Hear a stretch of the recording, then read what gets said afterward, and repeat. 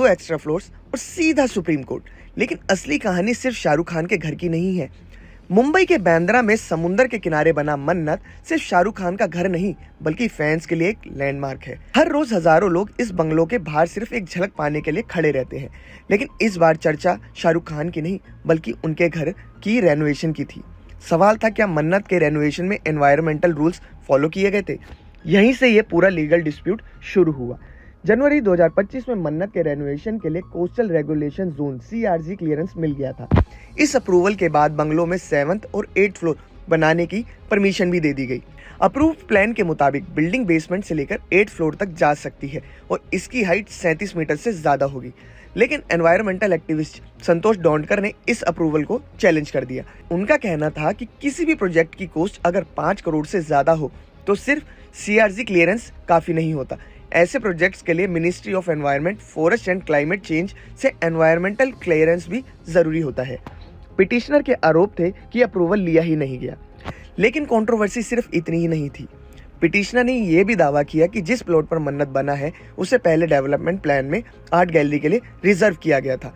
बाद में इस कंडीशन को हटा दिया गया, लेकिन उनके मुताबिक ये प्रोसेस प्रॉपर परमिशन के बिना हुआ। इसके अलावा उन्होंने एलिगेशन लगाया कि कंस्ट्रक्शन के दौरान 2 हेरिटेज स्ट्रक्चर को भी बिना जरूरी अप्रूवल के डिमोलिश किया गया।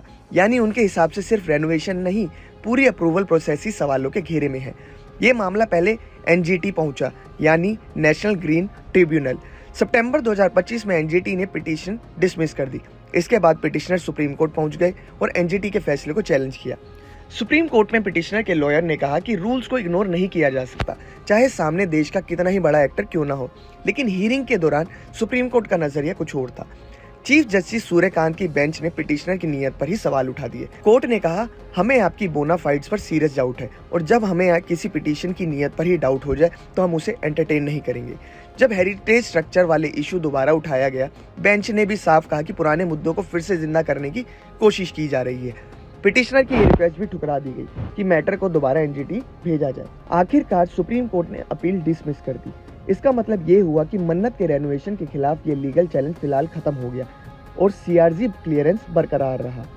लेकिन इस पूरी कहानी का सबसे बड़ा सबक सिर्फ शाहरुख खान या मन्नत नहीं, ये केस दिखाता है कि जब किसी सेलिब्रिटी का नाम किसी लीगल मैटर से जुड़ता है तो हर अप्रूवल और हर फैसला नेशनल डिस्कशन का हिस्सा बन जाता है।